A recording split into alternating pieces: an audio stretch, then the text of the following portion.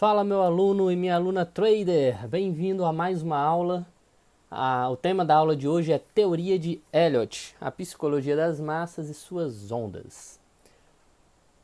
Em particular, o criador da teoria de Elliott para mim é um dos caras mais fantásticos, mais intelectuais de todos esses grandes nomes que a gente tem nesse meio de estudo de investimentos, de mercado financeiro. Tá? O criador da teoria de Elliott foi o Ralph Nelson Elliott.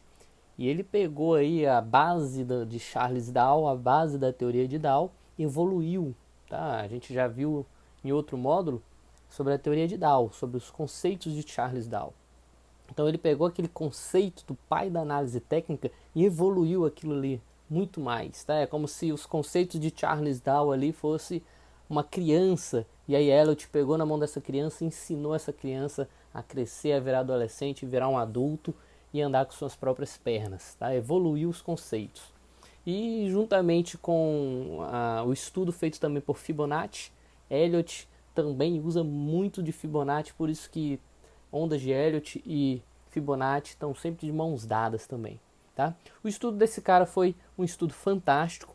Vamos ver aqui o básico do estudo dele, tá? Porque este curso está focado para day trade, mas a teoria de Elliott pode ser usada em day trade. Tá? Uma parte da teoria de Elliott é muito boa para day trade, mas a teoria completa é muito boa para swing trade e position trade. E vamos se você já tiver visto alguma aula sobre teoria de Elliott em algum lugar, tenta esquecer tudo que você viu, porque a maioria das aulas que você vai achar no YouTube é muita gente que fica aí só cozinhando linguiça para conseguir seguidores, né? Visualização nos seus vídeos. E a grande maioria ou não sabe nem o que está falando, só copia e cola de alguém, ou fala um básico que é difícil de aplicar, que é difícil de entender o porquê aplicar aquilo. Então aqui eu vou mostrar um básico realmente aplicável, que você realmente vai usar nas suas operações para fazer um diferencial no seu trade system, ok? Então vamos lá, vamos falar um pouquinho primeiro da história. Vamos ver quem foi o Ralph Nelson Elliott. Então esse homenzinho aí, ele era um contador e um trader americano. Tá? Ele trabalhava aí nessa área de contabilidade, muito bom com matemática. E chegou um período da vida dele que ele sofreu um acidente. Tá? Esse acidente que ele sofreu não foi um acidente simplesmente porque bateu um carro. Não, foi decorrente de uma doença.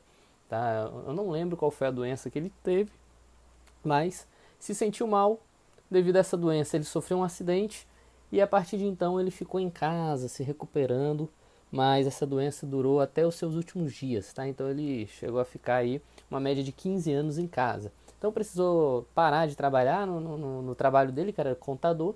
Naquele tempo, as cidades, para ir de uma cidade para outra, precisava fazer viagens, né? Precisava andar, precisava ir para as estações, pegar trens. Então ele não podia mais fazer essa locomoção. Então teve que ficar em casa, tentando ao máximo aí se recuperar.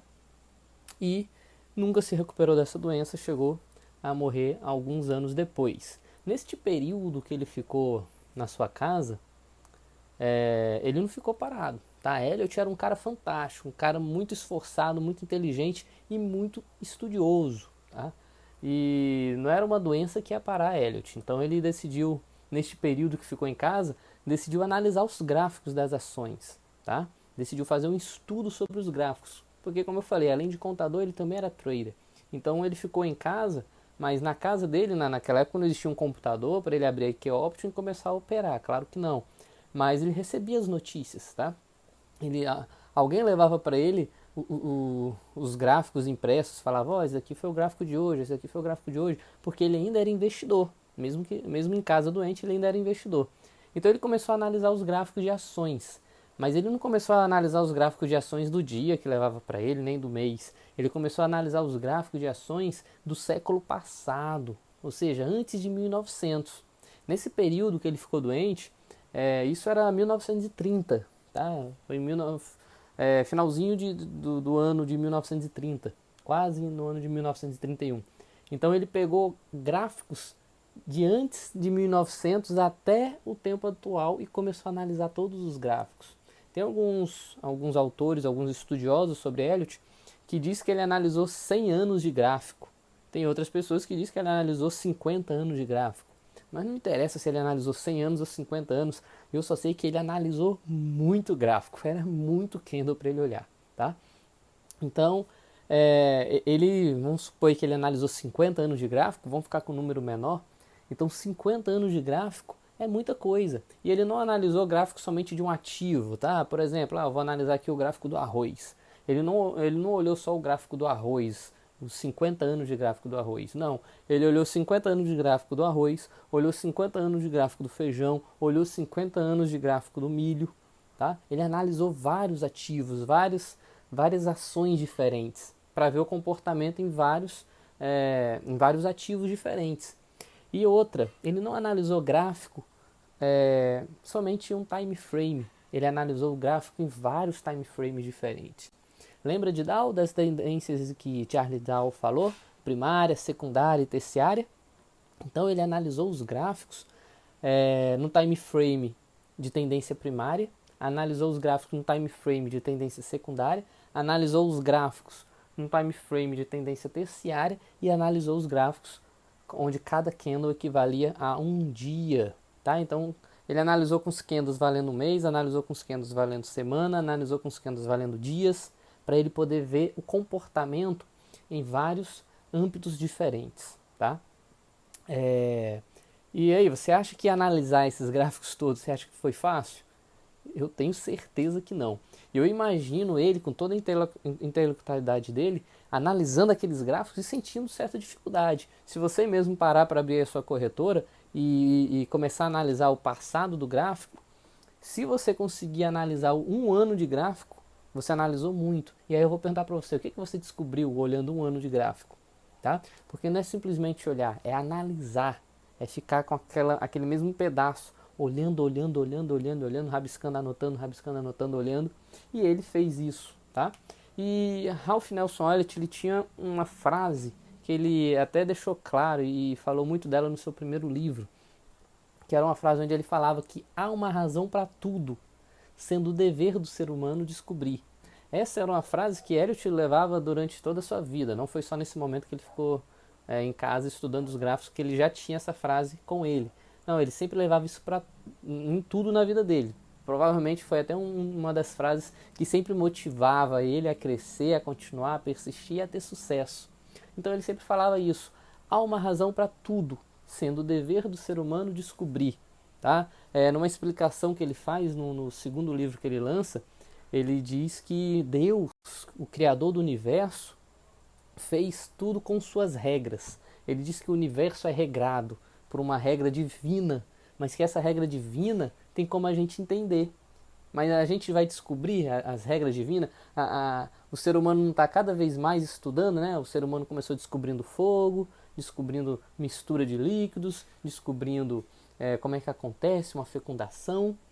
Há estudos tentando fazer clones, né? Então o ser humano está sempre tentando entender essas regras da natureza, essas regras divinas. E é exatamente isso que o Ralph Nelson Elliott diz. Há uma razão para tudo, sendo o dever do ser humano descobrir.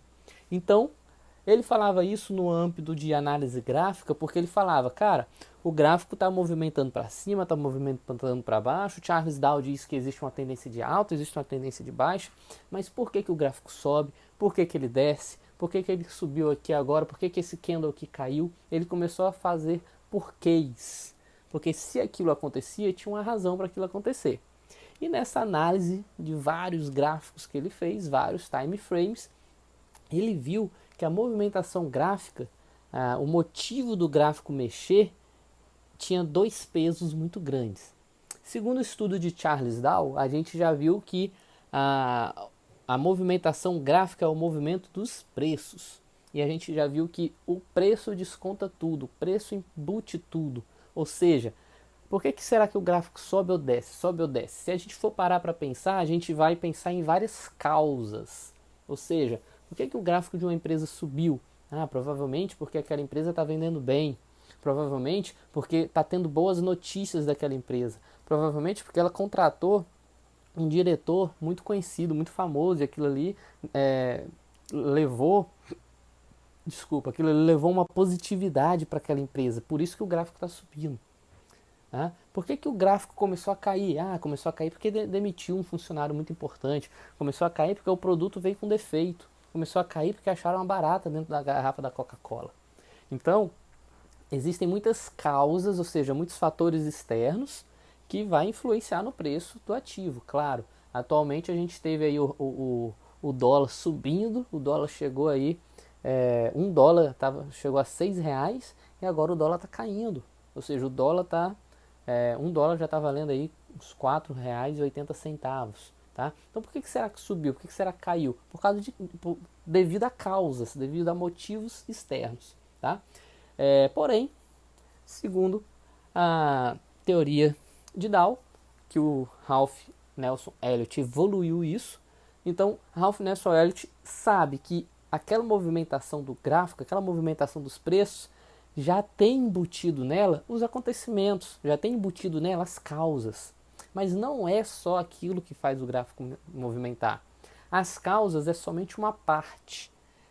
Ralph Nelson Elliott disse que a maioria do peso, das forças que faz o gráfico se mexer é uma massa sentimental. Algo que ele chamou de psicologia das massas. Tá? Ou seja, o preço, o gráfico vem representando o preço, mas não importa se a empresa está se dando bem, se a empresa está se dando mal, se teve uma notícia boa, uma notícia ruim da empresa, aquilo tudo, aquelas causas já estão embutidas no preço. E o que causa um maior movimento no gráfico é de fato uma massa sentimental, é o sentimento dos investidores, o sentimento dos traders. Então, os traders podem estar muito otimistas e aí com esse otimismo pode ser que o gráfico suba. Os traders podem estar muito pessimistas e através desse pessimismo pode ser que o gráfico caia. Pode ter uma grande massa de traders ansiosos que faz ter uma pequena retração, mas aquela retração foi apenas entradas precipitadas, entradas de investidores ansiosos. Às vezes porque uma reta está grande demais, nossa, essa reta já subiu demais, ela vai cair. E o trader fica ansioso, esperando aquilo ali cair. E aí como aquilo ali não cai, começam a dar entrada, falando que vai cair. Tá? E aí já acontece que eu já falei muito em outras aulas, né? Geralmente esses são os traders mais amadores, são os traders que perdem para dar o dinheiro de quem ganha, né? Por quê? Porque estiveram ansiosos demais. O sentimento predominante nessa massa de trader foi a ansiedade. Tá? Outros já agem pela razão. Tá? Eu sempre digo que às vezes quando o gráfico está se comportando certinho na zona de resistência, de suporte, eu sempre falo, hoje os investidores estão bem racionais, ou seja, estão deixando a ansiedade de lado, a euforia de lado, e estão sendo bem racionais, deixando para dar as entradas nos pontos mais certos. Então, essa variação de gráfico tem o seu motivo nas causas, mas Elliott viu que uma grande massa sentimental influencia a movimentação deste gráfico. E ele viu que a movimentação do gráfico, do preço, é semelhante a ondas. E no seu primeiro livro, que ele lançou em 1934, ele fez essa comparação com as ondas, que a gente vai ver logo em diante, a comparação que ele fez. Tá?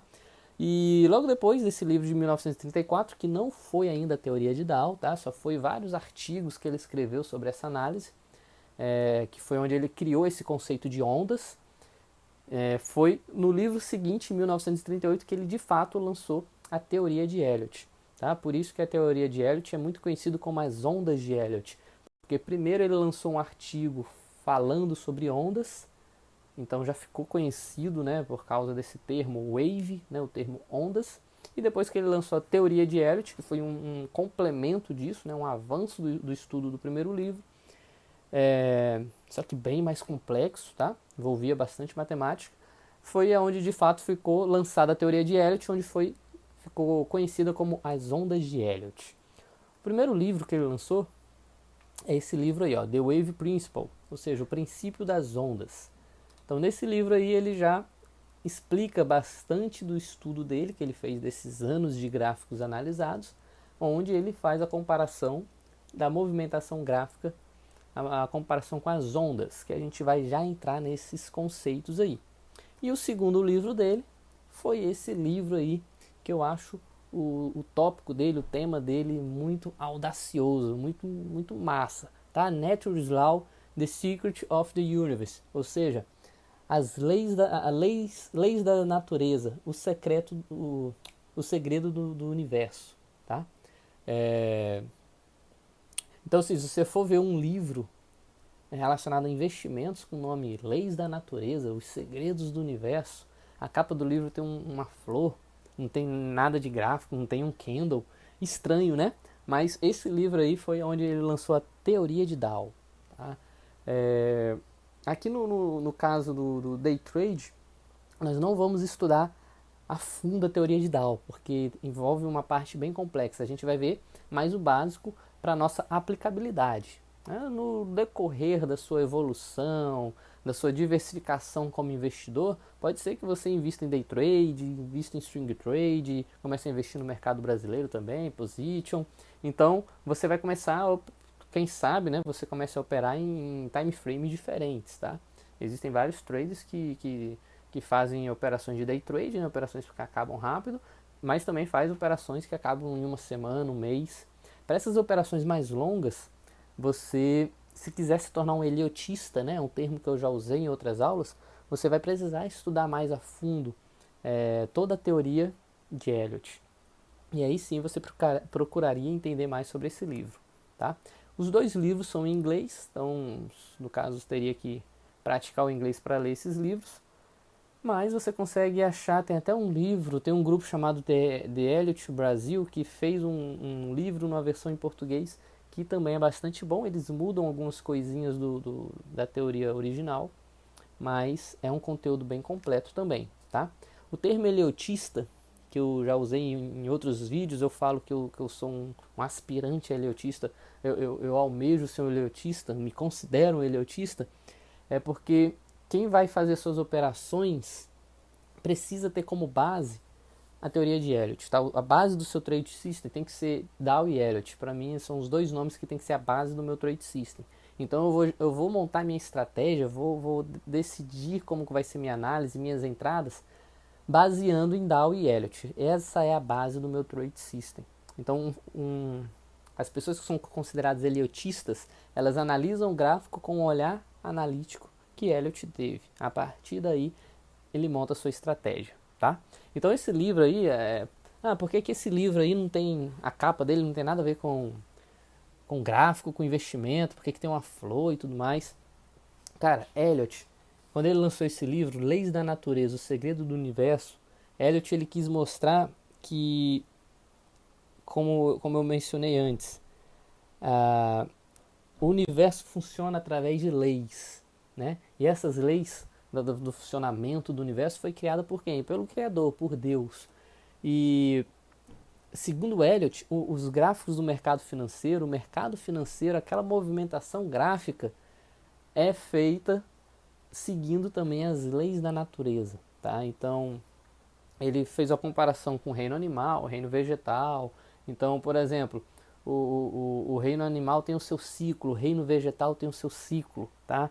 Se você for parar para ver o reino animal, tem aqueles animais que comem os outros para poder se sustentar, sobreviver, se alimentar, mas esse animal que come o outro, ele também vai servir de comida para outro. Aquele animal que ele comeu serviu para algo positivo. Ou seja, os animais têm suas relações, tanto de caça, de parceria, mas tudo aquilo ali está ligado para a própria evolução deles, para a própria continuação deles. Assim como também as plantas, a planta que solta o pólen viaja com o vento, cai em outro lugar para nascer novas plantas e aquilo ali continuar florescendo, continuar é, evoluindo, tá? Então, como tem as leis do universo, nesse sentido de leis do universo, ele falou que existem as forças. E quando uma força começa a se sobressair, essa força não vai se sobressair para sempre. Em algum momento, vai vir uma outra força para oprimir essa força que está sobressaindo, para fazer com que essa força que está sobressaindo recue, volte para o seu padrão, para o seu normal. Tá? Então, na natureza, existem várias forças na natureza. No momento que uma força está se sobressaindo, vai vir uma outra força para regular, para equilibrar essas forças que existem na natureza. E segundo Eliot, nós seres humanos, nós fazemos parte da natureza, então nós estamos dentro da lei da natureza.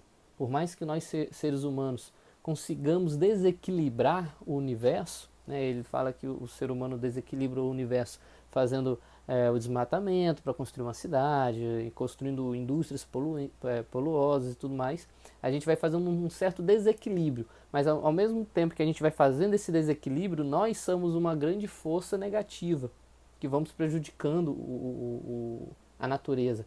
Mas ao mesmo tempo a natureza vai procurando equilibrar isso.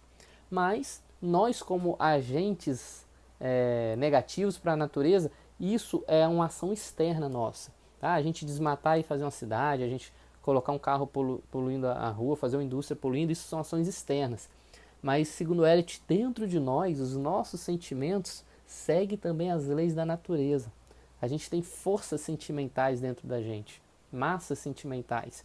E quando um sentimento começa a ficar muito forte na gente, aquele sentimento não vai continuar criando força, criando força, criando força, criando força. Não, vai vir um outro sentimento e vai bater naquele sentimento fazendo ele voltar. Se eu estou ficando muito triste, em algum momento vai vir um sentimento de alegria muito forte em mim. Se eu estou com muito medo, em algum momento vai vir um sentimento de segurança. Se eu estou muito seguro, em algum momento eu vou sentir grande medo. Tá? Então essas forças sentimentais que a gente tem dentro da gente, em algum momento uma força vai estar mais forte do que a outra, mas vai ter um momento que a proporção vai se manter, tudo vai se regularizar.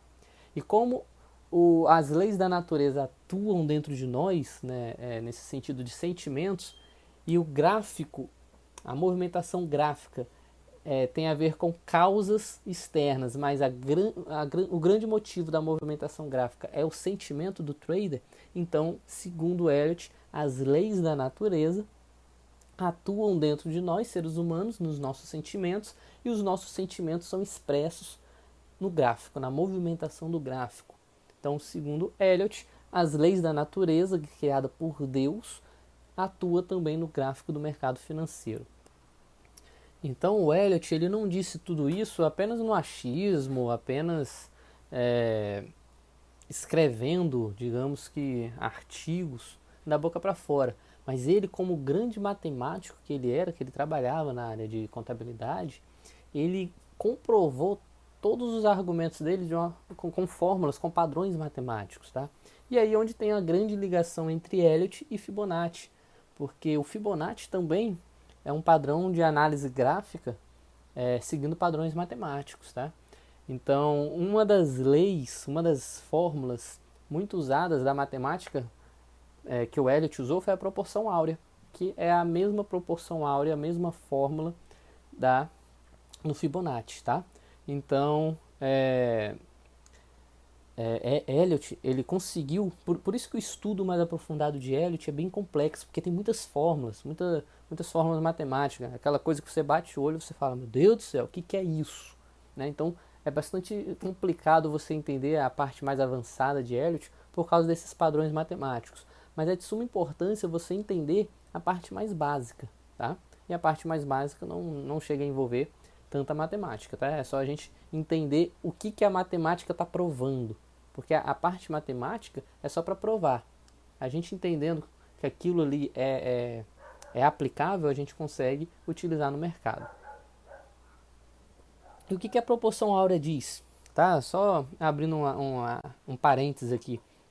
Se você usar Fibonacci, a proporção áurea, na natureza, você vai ver que tem padrões comprobatórios, tá? Por exemplo, se você pegar uma planta, né? Tem o girassol aí na capa do livro dele. Se você pegar uma planta e traçar o Fibonacci nessa planta, tá? Você pega o Fibonacci, traça lá da raiz dele até o topo, você vai ver que a formação da planta vai atender uma certa proporção áurea. Provavelmente o tronco vai ter um certo comprimento, por exemplo, o tronco da plantinha pode sair da linha 0 até a linha 50, a florzinha, né, os galinhos pode ser da 50 até 61.8 e a cabeça do girassol pode ser formada lá na linha 100 de Fibonacci. Tá? É só um exemplo que eu estou dando. Isso você vai levando para vários outros aspectos. Tá? Se você for ver o girassol aí, o girassol ele tem uma proporção para fazer essa flor dele. tá? As pétalas têm uma proporção de tamanho, tem uma proporção de formato, tá? Então tudo na natureza segue certas proporções e proporções matemáticas. Então Elliot pegou isso, comprovou isso matematicamente e comprovou que assim como acontece na natureza, acontece também no gráfico, tá? Então vamos agora entrar de fato nos estudos de Elliot. Vamos ver primeiro as ondas que ele explicou no primeiro livro e que ele, claro, continuou explicando no segundo. E vamos entender de fato a teoria de Elliot e a sua aplicabilidade. Bom, para a gente iniciar o estudo de Elliot, vamos ver essa praia bonita, né? Dá até vontade de viajar e ir para a praia. Aqui onde eu moro não tem nenhuma praia próxima que dá para ir dando um pulo, então é preciso fazer uma viagem. E Elliot começou a explicação dele falando que o gráfico se movimenta como ondas, tá? Então essa explicação sobre ondas é praticamente o que Charles Dow já apresentou lá na teoria de Dow, tá? Você vê que Dow apresentou que o gráfico ele vai ter a tendência para cima ou a tendência para baixo, tendência de alta ou tendência de baixa. E essa tendência de alta é formada pelo quê? Topos e fundos ascendentes, tá? Eu tenho o meu gráfico subiu, chegou um momento que ele parou de subir e formou um topo, e aí caiu. Ele vai cair, a queda dele vai ser menor do que a subida vai ser maior, né? No caso de uma tendência de alta. E aí na hora que ele caiu, vai ter um momento que ele vai parar de cair e vai começar a subir, então ele formou um fundo. Quando ele começar a subir de novo, ele vai subir bastante, passando do último topo e vai formar um outro topo lá em cima. E quando ele cair de novo um pouquinho, ele vai formar um outro fundo, sendo que esse outro fundo vai ser acima do outro fundo que ele fez, provavelmente acima também do último topo. Tá? Se você conseguir imaginar aí o que eu estou falando, provavelmente você já consegue, que a gente já está no assunto mais avançado. Então, tendência de alta vai ser um topo acima do outro e um fundo acima do outro. Tendência de baixo, um topo abaixo do outro e um fundo abaixo do outro. Isso é o que caracteriza tendência de alta e tendência de baixa, segundo a explicação de Charles Dow. Então, Elliot pegou também esses conceitos e comparou isso com ondas. Então, se você prestar atenção, se você estiver na praia, a água estiver aí batendo provavelmente no seu joelho, você vai ver que vai vir uma onda. Essa onda vai chegar a uma certa distância, tá? Eu vou explicar isso da forma mais trivial possível, tá bom? Então essa onda vai chegar até uma certa distância da praia. E aí, depois que essa onda veio, essa onda encostou, bateu em você, você vai sentir uma certa força, uma certa retração, né? Você vai sentir a água puxando um pouquinho de volta no seu pé. Só que se você parar para imaginar, a força que trouxe a onda vai ser uma força maior do que a que está puxando ela de volta, tá? Primeiro porque a onda veio de um lugar que tem mais água, mais peso, né? A água pesa. Então, para a onda ser formada, para conseguir subir, fazer aquela elevação e formar aquela onda branquinha, gostosa da gente se jogar nela, teve uma certa força. E na hora que você sente aquela retração, aquela puxada de volta, aquela puxada, eu estou falando daquela puxada mais tranquila, mais leve, tá? Então essa puxada, em comparação à força da onda, ela é mais fraca do que a força da onda, tá? Então a onda veio, subiu, deixa eu pegar bem aqui uma marcação para você ver melhor. A onda veio, subiu e chegou até um certo local. Na hora que ela chegou até esse certo local, ela retraiu. Só que a força de retração dela não vai ser igual à força do impulso da onda. Essa força de retração vai chegar até um certo local. Se você acompanhar aqui, ó, o sobe e desce aqui do desenho, ó, é como se fosse um gráfico aqui, né? Ó.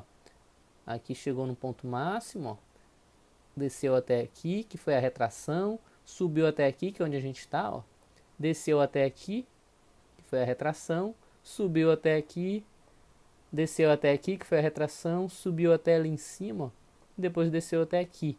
Então essas descidas são as retrações, é quando a maré está puxando de volta, tá? Então, como eu já falei aqui, esse movimento de ida é a projeção, é o impulso. E o movimento da volta da água é a retração. Só que aí quando vem a outra onda, a retração vai ser mais fraca. E quando vem a outra onda pode vir com mais força ou pode ir mais longe, né? Provavelmente você já brincou de ficar em pé bem pertinho da onde a água está, as ondas, a onda está batendo. Você fica em pé lá na areia E aí você vai ver que uma onda vem bem pertinho do seu pé, mas não encosta em você. Você vê que outra onda pode vir, uma onda vem uma certa distância, mas não encosta em você. Outra onda vem bem pertinho do seu pé, mas não encosta. Mas você vai ver que um momento vai vir uma onda e essa onda às vezes vem até com mais força, que ela passa no seu pé e vai mais longe. E você fala, caramba, a onda me pegou, essa onda veio forte. Por quê? Porque a projeção foi maior, o impulso foi maior. E essa onda que vem mais forte, ela também vai ter a sua retração. O mar também vai puxar um pouquinho ela de volta. Mas a força de impulso ainda é maior, tá? E aí vai vir uma outra onda, essa onda mais forte ainda, tá? É, invadindo ainda mais a areia da praia. E mesmo essa onda também vai ter a sua retração. E aí, com essas setinhas que a gente tem aqui na tela, você já consegue ver, deixa eu apagar esses rabiscos, você já consegue ver uma movimentação gráfica aí, né? A gente já tem aqui, ó, um gráfico que fez mais ou menos assim, ó, subiu até aqui, ó, caiu até aqui na retração, subiu até aqui, ó, caiu até aqui na retração, subiu até ali, ó, e caiu até aqui nessa retração. Então, vendo essa linha vermelha que eu tracei agora, a gente tem aí visualmente que é uma tendência de alta, certo? E aí a onda no mar, você vai observar que a onda vem e volta, vai e volta, vai e volta. Mas vai ter um momento que você vai sentir a água puxando com muita força no seu pé. Sempre quando a onda vem, você vai sentir uma força da água voltando, mas vai ter um momento que você vai sentir essa força muito forte. Todo mundo aqui que já foi na praia sabe o que eu estou falando. A força da água voltando vai ser muito forte. Às vezes parece até que vai te levar. Você tenta ficar em pé, mas senão você cai, seu pé até afunda na areia. E aí, às vezes, nesse momento, você até vê uma onda vindo. Você vê lá uma marola sendo formada, uma grande onda sendo formada, mas às vezes essa onda nem chega onde você está. Às vezes ela não é nem formada, ela some. Ou às vezes ela é formada lá no fundo, mas não tem força. E às vezes quando ela chega a você, ela chega só o branquinho, só o açúcar batendo no seu pé e voltando. Por quê? Porque teve uma grande retração, teve uma grande força de volta. E aqui entra o que Elliot falou da lei da natureza, né? Uma força estava se sobressaindo, que era a força do impulso da onda, da projeção. Ou seja, o mar estava mandando muito impulso de onda. E aí teve um momento que o mar, a lei da natureza, foi fazer esse equilíbrio. Foi pegar de volta essa força a mais que ele mandou, que é quando essa maré puxa muito para trás. Tá? Então, nesse momento, a força da retração foi maior do que a força do impulso para tentar, digamos que, deixar kits, né, deixar 50% e 50% as forças enviadas, tá? Então, essa foi a comparação de Elliot no movimento gráfico. Falou que o movimento gráfico vai fazer esse movimento de impulso e uma retração mais fraca, um impulso mais forte, uma retração mais fraca, mas vai chegar em um momento que vai ter uma retração muito forte para poder equilibrar os ânimos, equilibrar as forças, tá? Bom, entendido isso, que a gente já viu na teoria de Tal, não dei nenhum segredo, tá? Só para você ver o conceito de onda que Elliot estava imaginando. Elliot disse que essas ondas, a movimentação do gráfico vai se dar num ciclo de 8 ondas. Tá? Então, quando a gente fala em uma tendência, o gráfico está indo para cima ou o gráfico está indo para baixo, a gente fala que isso vai acontecer em um ciclo de 8 ondas. Então o que acontece? Quando acaba esse ciclo de 8 ondas, vai acontecer a retração, vai acontecer o momento em que o gráfico vai fazer o equilíbrio das forças de novo. E aí o gráfico pode ou continuar subindo ou começar a cair. Então aqui na nossa tela a gente tem esse exemplo aí de um gráfico de alta, de um gráfico subindo, uma tendência de alta. Então as 8 ondas que Elliot disse que tem no gráfico, que tem numa tendência, uma tendência formada para esse ciclo, ele enumerou essas 8 ondas, ele nomeou essas 8 ondas como onda 1, onda 2, onda 3, onda 4, onda 5, onda A, onda B e onda C.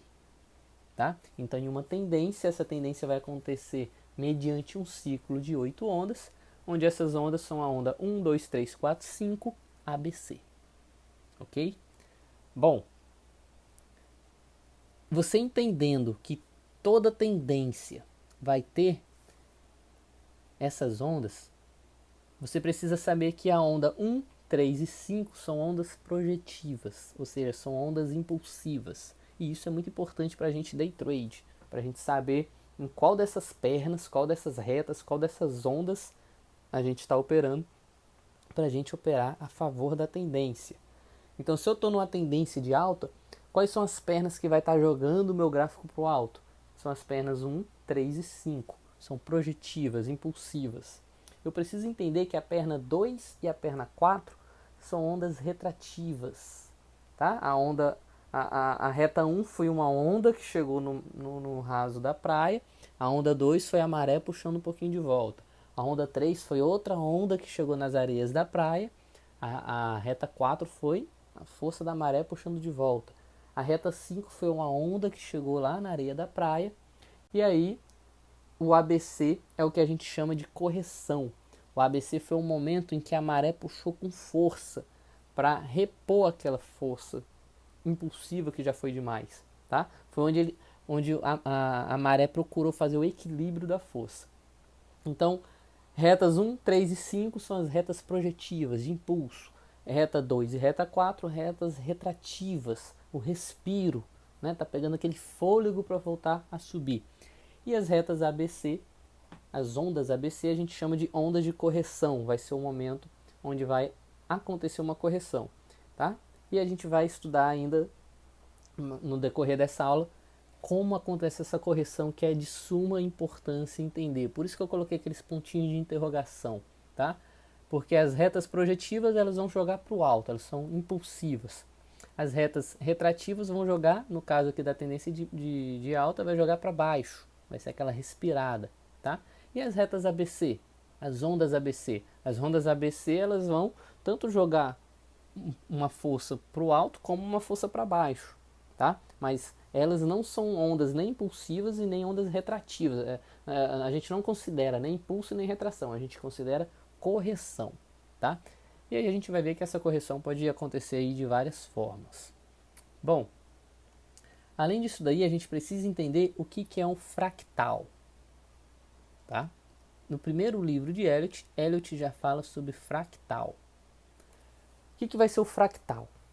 Fractal é quando a gente tem um padrão, a gente tem algo, e a gente pega esse padrão, ou pega esse algo, pega essa imagem, por exemplo, e divide ela em vários pedaços menores, ou seja, a gente vai inserindo vários pedaços menores nessa imagem e ela vai formando o mesmo padrão de imagem. Tá? Para ficar fácil de você entender, imagine esse triângulo aí. Ó. Eu tenho aqui no lado esquerdo o triângulo maior, que é como se fosse o meu fractal master, o meu fractal maior. E eu posso dividir esse meu padrão triângulo em 3 padrões menores que eu vou continuar tendo o meu triângulo, certo? A minha imagem de triângulo continuou lá. E essa imagem foi formada por quê? Por 3 triângulos. Eu posso dividir agora esses 3 triângulos para 9 triângulos. E a minha imagem principal de triângulo ainda está lá. Só que ela está dividida em 9 triângulos pequenos. Eu posso pegar esses 9 triângulos pequenos e dividir isso daí em 27 triângulos, tá? Que é esse caso desse triângulo aqui, ó, o penúltimo. Então aqui eu tenho 27 triângulos, só que ele continua formando o formato do meu primeiro triângulo principal, tá?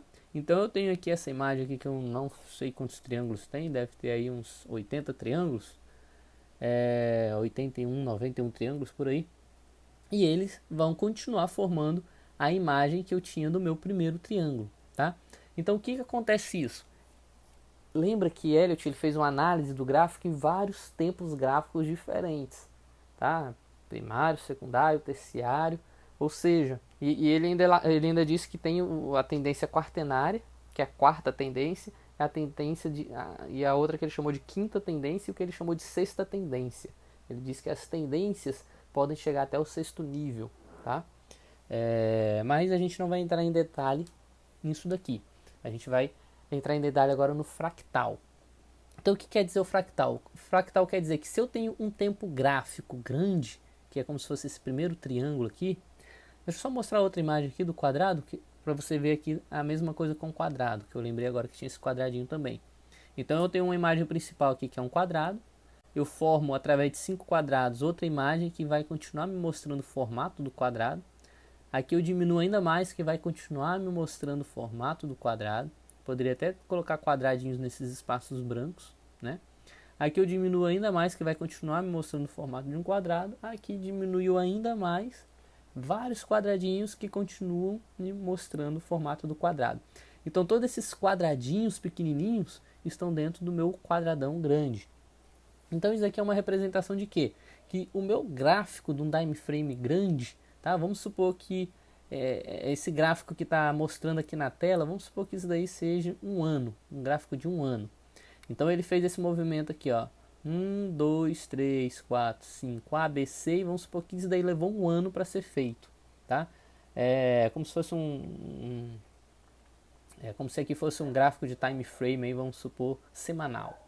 Então, se eu tenho um gráfico aqui semanal, ele é como se fosse esse quadradão aqui, ó. Se eu diminuir o meu time frame, o meu tempo gráfico, eu vou ter dentro do meu quadrado maior vários quadrados menores fazendo a mesma coisa. É o que a gente chama de fractal, tá? Então, por exemplo, geralmente quando você opera em M1, você está dentro do tempo, você está dentro do tempo gráfico de M5, tá? Então, se eu tiver um tempo gráfico de M5 aqui, ó, dentro disso daqui tudo eu vou ter vários,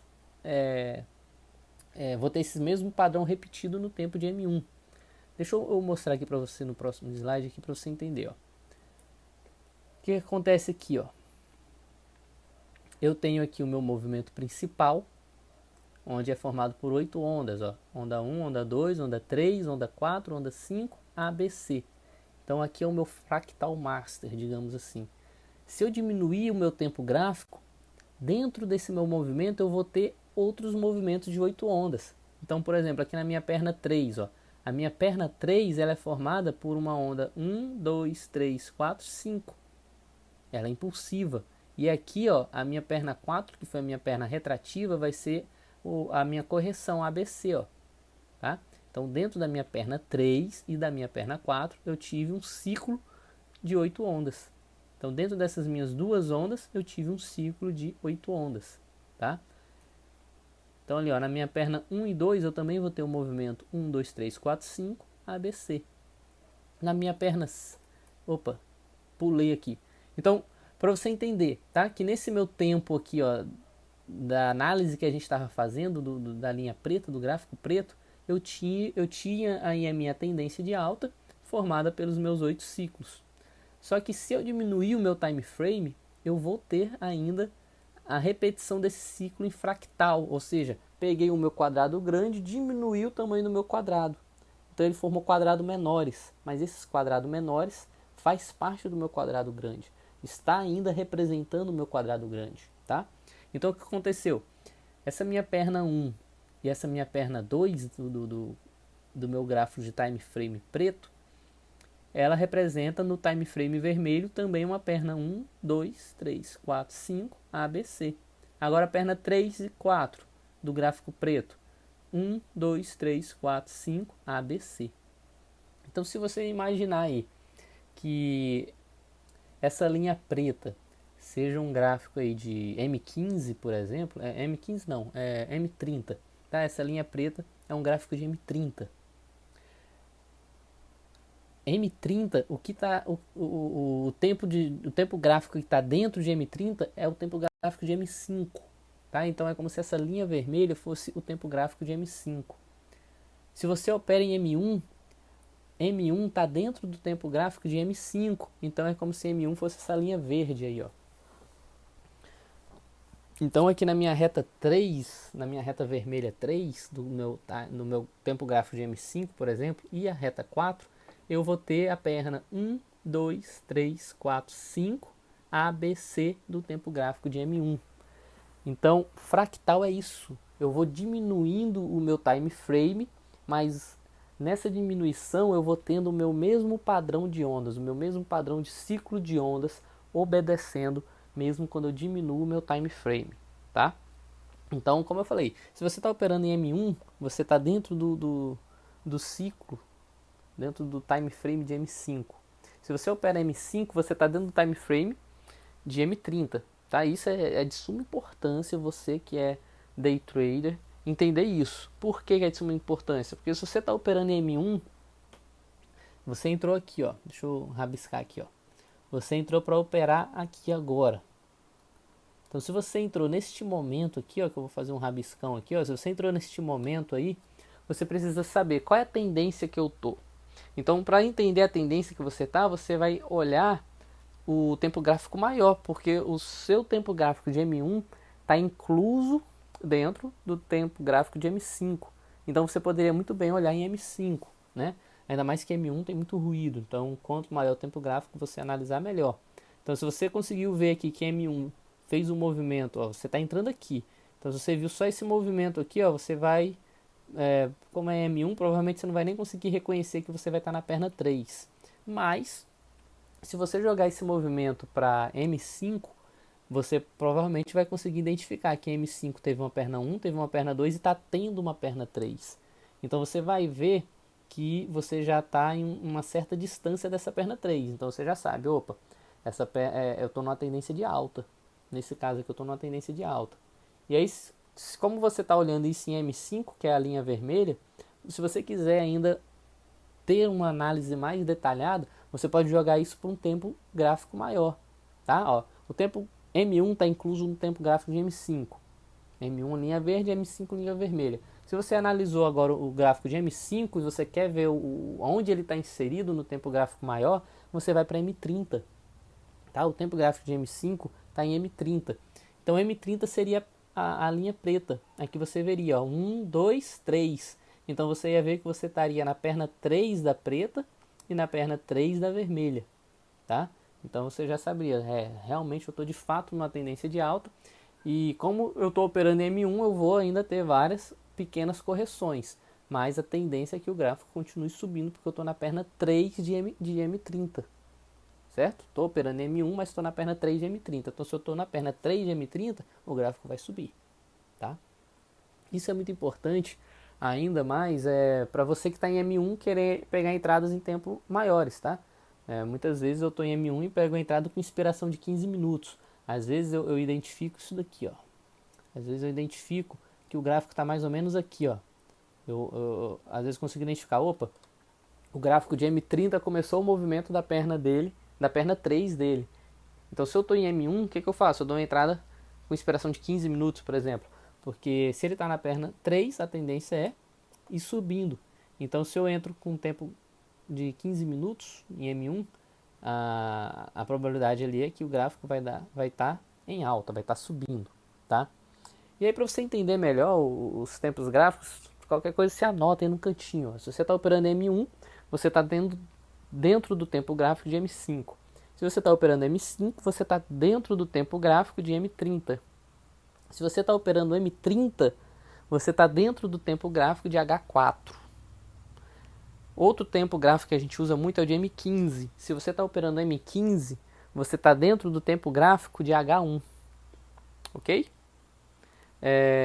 Se você opera o gráfico diário, né, que não é o nosso caso de day trade, mas se você opera o gráfico diário, ou seja, cada candle é um dia, você está incluso dentro do tempo gráfico semanal, tá?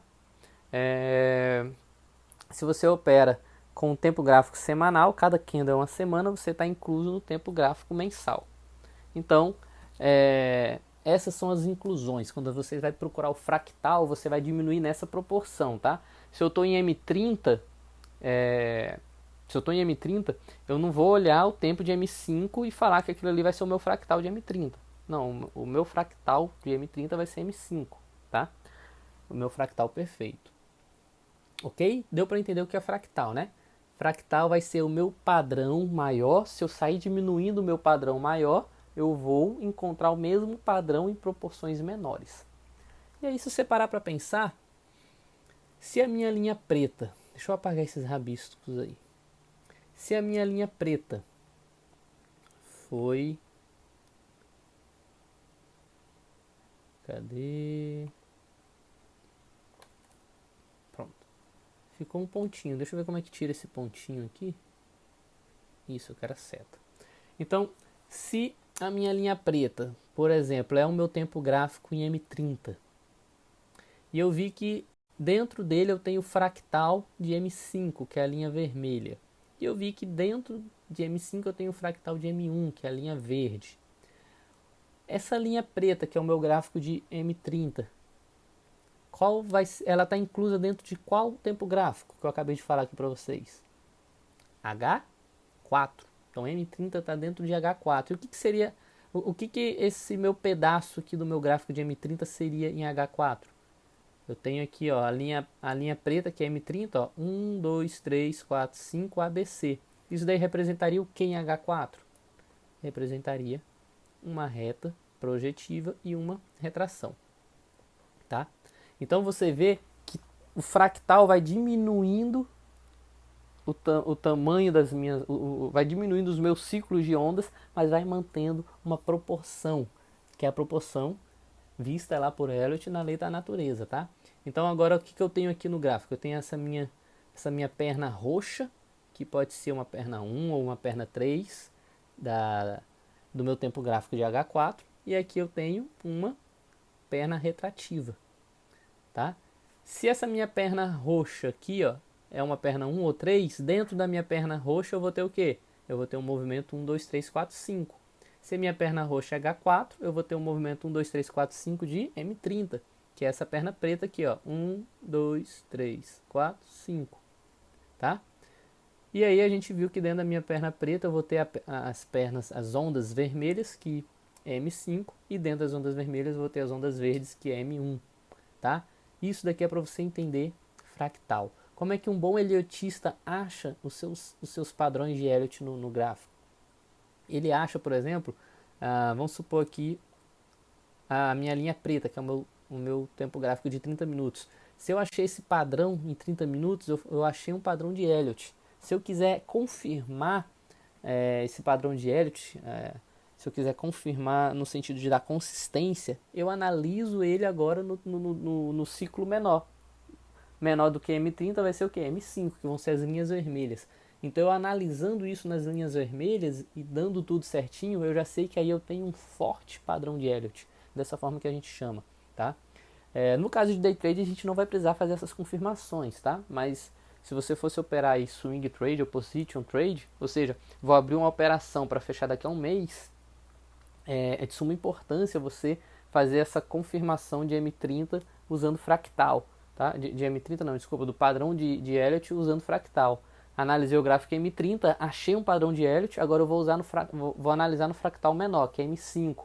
Se eu também achar um padrão de Elliott perfeito, quer dizer que esse padrão de Elliott que eu achei, de fato, tá um padrão forte. Então, se ele está um padrão forte, eu posso ter uma tomada de decisão aqui, ó, no ABC, investindo dinheiro de forma tranquila com a probabilidade de acerto gigantesca, tá?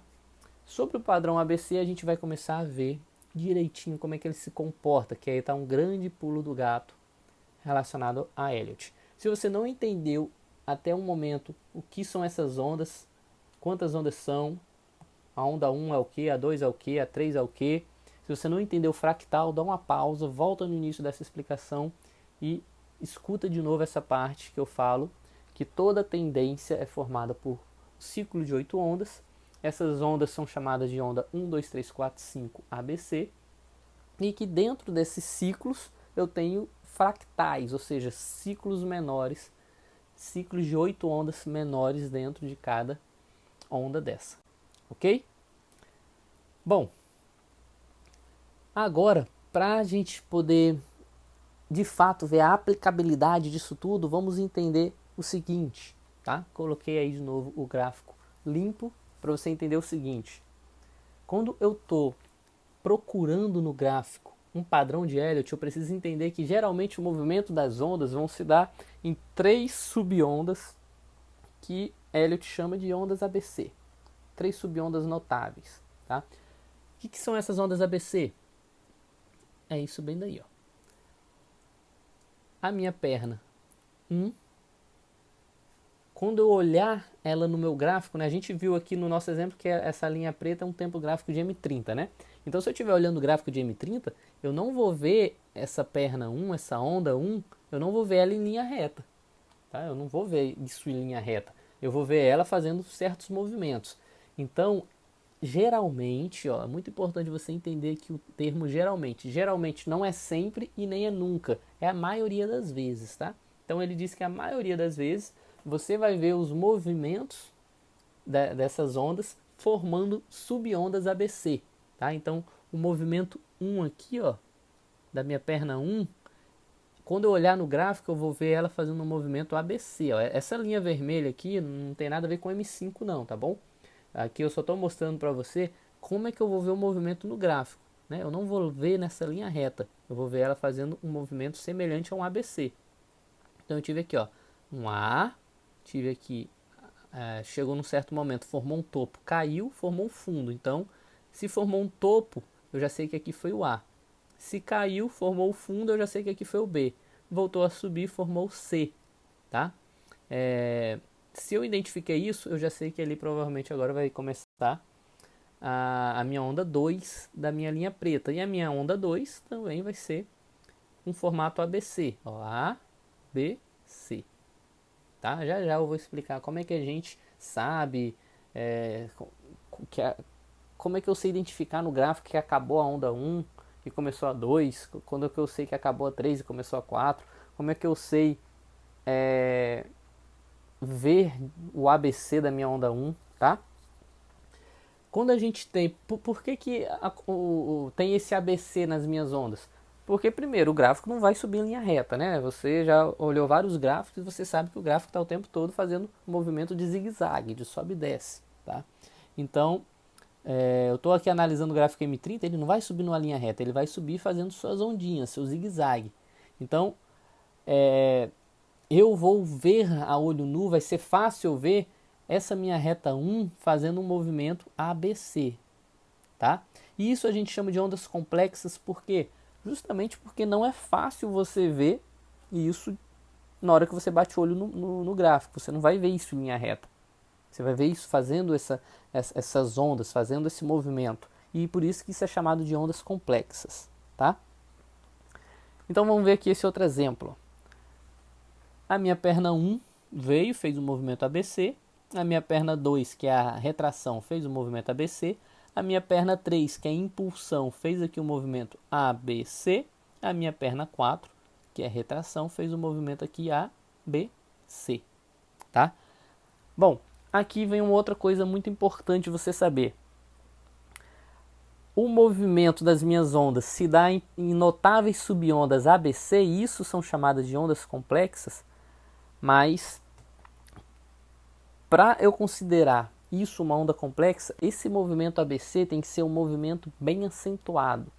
Por isso que eu coloquei aqui, ó, notáveis subondas, tá? O que a gente vê aqui na perna 2? Ó? Eu vejo que tem um ABC aqui, mas esse ABC está notável, igual os demais? Não, está um ABC bem modesto, né? Mas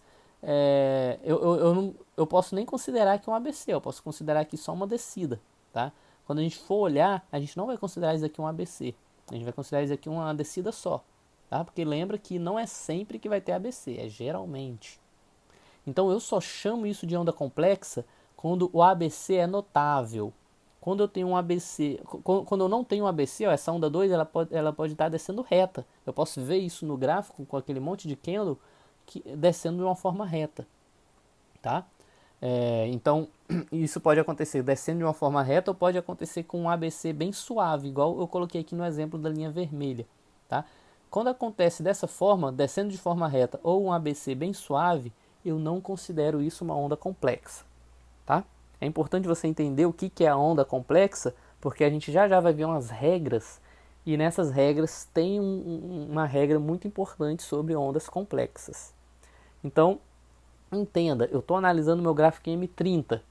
Tudo aí é M30, tá? O vermelho, o preto é tudo M30. A minha perna 1 em M30, eu não vou ver ela em linha reta, eu vou ver ela fazendo uma movimentação ABC, tá?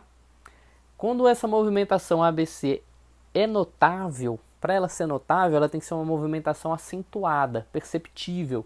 Isso é chamado de onda complexa, ok? Se eu tenho uma onda que vai ser em linha reta ou que tem um ABC mais bem modesto, que não é acentuado, isso não é considerado uma onda complexa. Certo? Muito importante você entender isso. Atenção! Ondas complexas, elas geralmente acontecem nas ondas 3, 4 e 5 ou nas ondas 1, 2, 3. Tá? Elas nunca vão acontecer em todas. Eu nunca vou ter um movimento complexo tanto na 1, na 2, na 3, na 4 e na 5. Não. Quando a gente for ver as regras de Elliott, você vai entender o porquê disso. Então, geralmente, quando eu digo geralmente, lembra que é na maioria das vezes. Geralmente eu vou ter a minha perna 1 do meu time frame aí, né, de M30, fazendo o ABC. Pode ser que a perna 2 também faça o ABC e a perna 3 também faça o ABC. Se aconteceu dessa forma, provavelmente a 4 e a 5 não vão ser complexas, ou uma delas não vai ser complexa. E você vai já saber qual que não vai ser complexa quando a gente vai ver as regras, tá? Que no caso vai ser a perna 4. E você vai entender por que a 4 não seria complexa, tá? Então, se eu tenho uma 1, 2, 3 complexas, ou a 4 e a 5 não são complexas, ou com certeza a 4 não é complexa, tá? Se eu tenho uma 3, 4 e 5 complexas, pode ser que a 1 e a 2 não seja complexa, ou somente a 2 não seja complexa. Ok?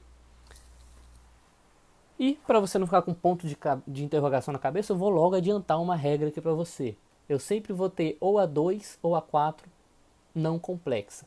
Se a minha onda 2 foi no caso aqui, a minha onda 2 não foi complexa. Então, se a onda 2 não foi complexa, a 4 tem que ser complexa. Se a onda 4 foi complexa, ou não foi complexa, a onda 2 tem que ser complexa. Então, entre a 2 e a 4, que são as retrativas, uma tem que ser complexa e a outra não pode ser complexa. Essa é a regra, tá? Mas geralmente os movimentos é o quê? 1, 2, 3 pode formar um padrão complexo e a 4 e 5 não. Ou a 3, 4 e 5 é complexa e a 1 e 2 não, tá? Beleza? Deu para entender o que é a onda complexa, né?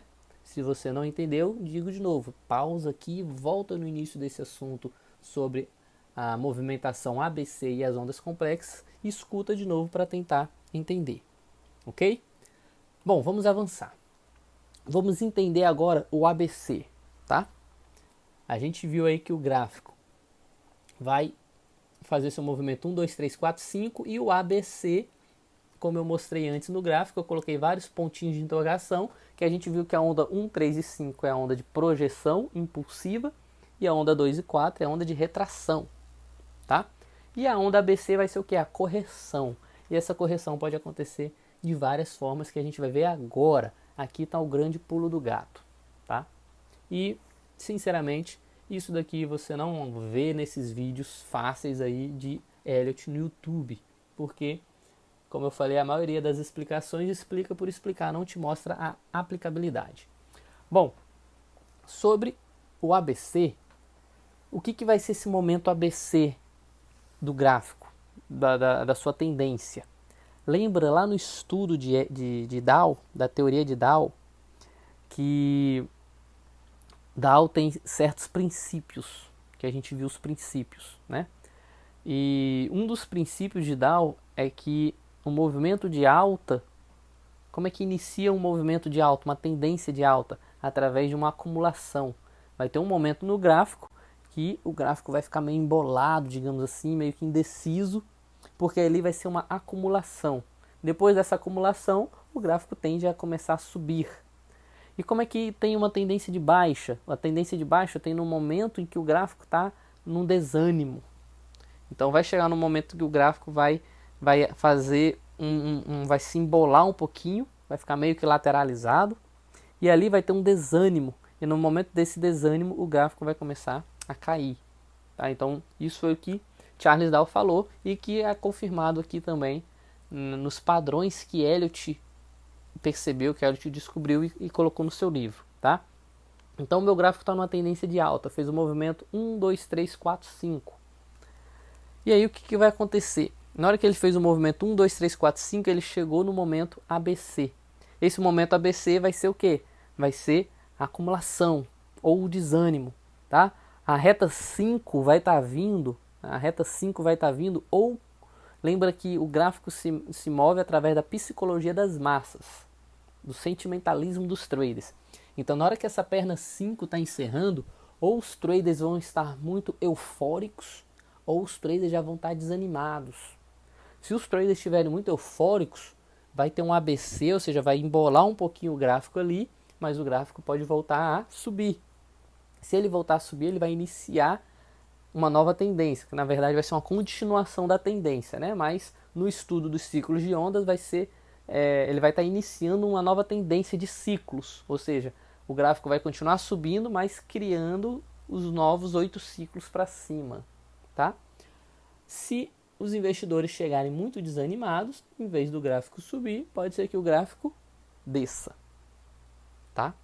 E aí, é muito importante você saber que o estudo de Dow diz que o gráfico é formado por 8 ondas. 1, 2, 3, 4, 5, A, B e C.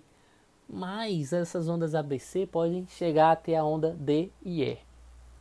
Então, a onda ABC é a onda de correção, e essa correção pode ocorrer em 5 ondas. Assim como a projeção, né, o impulso da minha tendência acontece na onda 1, 2, 3, 4, 5, a minha correção também pode ter 5 ondas, que eles chamam de ABCDE. Tá? Então é muito importante que você entenda que as ondas são no mínimo 8. 1, 2, 3, 4, 5, ABC. A minha correção, o meu período de correção sempre vai ter no mínimo 3 ondas, que vai ser a A, B e a C. Mas elas podem chegar até 5, que é a D e a E. Ok? Chegou na E, ela já vai estar começando uma nova perna. Se você não conseguiu identificar isso na sua análise gráfica, provavelmente você não está vendo as pernas certas, as retas certas, as ondas certas naquele momento, tá? Bom, então o que acontece? Como é que eu sei que a reta 5 vai acabar e vai iniciar a minha correção ABC? E como é que eu sei se o gráfico vai subir ou se o gráfico vai cair? Primeiro, eu preciso verificar o padrão ABC. Tá? O padrão do ABC. Como é que esse ABC foi formado? Tá? E o padrão do ABC é o que a gente vai ver agora, tá? Que pode ser o Rune Triangle, Siege and Destroy, ou Barrier, que pode ser o B-Flat, Bottom Flat ou Standard. São os padrões do ABC.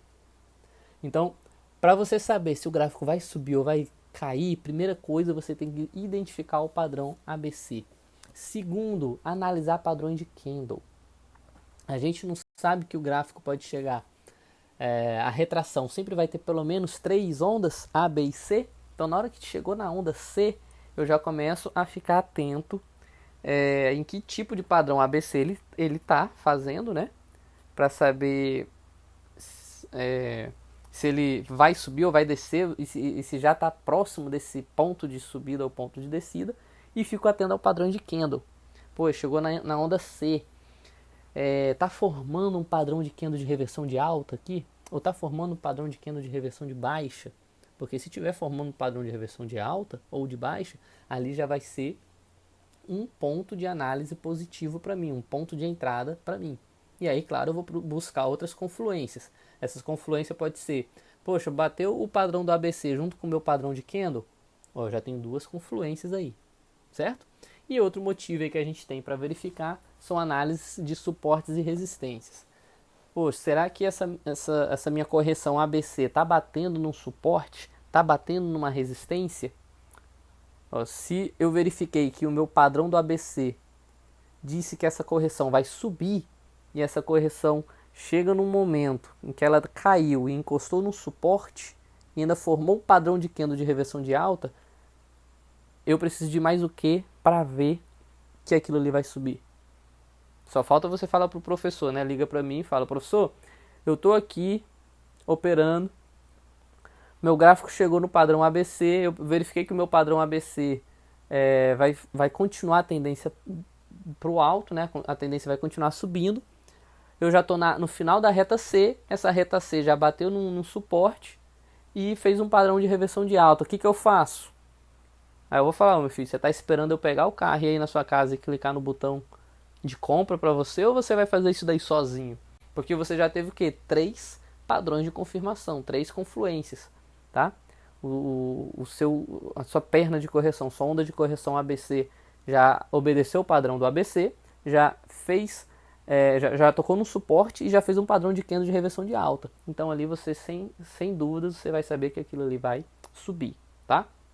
Então, o gráfico pode subir na hora que chega na perna C, já começa a subir. Pode ser que ele caia e aí faça a perna D. Ele não vai cair aqui na perna C, porque senão não vai ser perna C.